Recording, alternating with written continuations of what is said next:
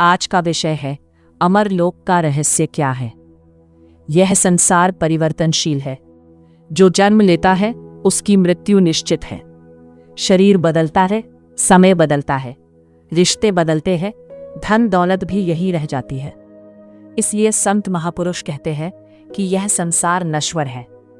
लेकिन क्या कोई ऐसा स्थान भी है जहां मृत्यु नहीं, दुख नहीं, भय नहीं और बार बार जन्म लेना न पड़े? संतों ने उस स्थान को अमरलोक कहा है।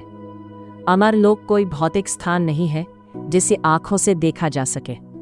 यह आत्मा का वास्तविक धाम है, जहां शांति, प्रेम और आनंद का अनंत स्रोत है। वहां काल का प्रभाव नहीं होता, माया का बंधन नहीं होता और कर्मों का बोझ भी समाप्त हो जाता है। लेकिन प्रश्न उठता है कि यदि अमरलोक हमारा वास्तविक घर है तो हम यहाँ संसार में क्यों आ गए?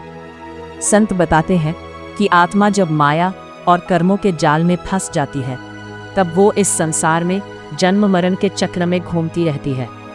कभी मनुष्य, कभी अन्य योनियों में जन्म लेकर अपने कर्मों का फल भोगती रहती है। इसी कारण आत्मा अपने वास्तविक घर को भूल जाती है। परमात्मा की असीम दया से समय समय पर संत और सद्गुरु इस संसार में आते हैं।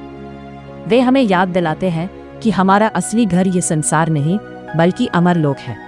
वे हमें नाम, भक्ति, सुमिरन, ध्यान और सत्संग का मार्ग बताते हैं ताकि आत्मा फिर से अपने निज धाम की ओर लौट सके। अमरलोक तक पहुंचने का मार्ग बाहरी दिखावे, बहस या केवल पुस्तकों का ज्ञान नहीं है। उसका मार्ग भीतर की साधना से खुलता है। जब मन शांत होता है, इंद्रियां संयमित होती हैं और आत्मा सतगुरु की आज्ञा में चलती है, तब भीतर का आध्यात्मिक मार्ग खुलना शुरू होता है। मन इस मार्ग की सबसे बड़ी बाधा है। मन हमें संसार की इच्छाओं, मोह, क्रोध, लोभ और अहंकार में उलझा कर रखता है। इसलिए संत कहते हैं कि पहले मन को जीतना आवश्यक है। सुमिरन और भजन के द्वारा मन धीरे धीरे शांत होता है और आत्मा अपनी वास्तविक पहचान को अनुभव करने लगती है। सत्संग का उद्देश्य केवल सुनना नहीं बल्कि जीवन में उतारना है। यदि हम प्रेम, दया, सत्य, विनम्रता और सेवा का जीवन जीते हैं तो हमारी आध्यात्मिक यात्रा सरल होती जाती है। संत यह भी बताते हैं कि अमरलोक का अनुभव शब्दों में पूरी तरह नहीं बताया जा सकता। जैसे कोई व्यक्ति मिठास का स्वाद केवल सुनकर नहीं जान सकता, वैसे ही अमरलोक का आनंद केवल साधना और आत्मानुभूति से जाना जा सकता है।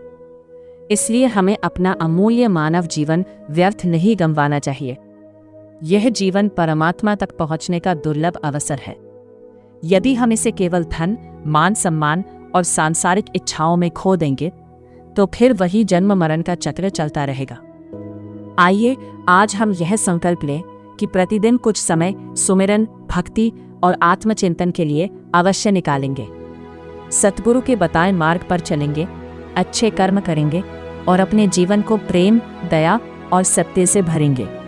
यही अमरलोक की यात्रा का प्रथम कदम है।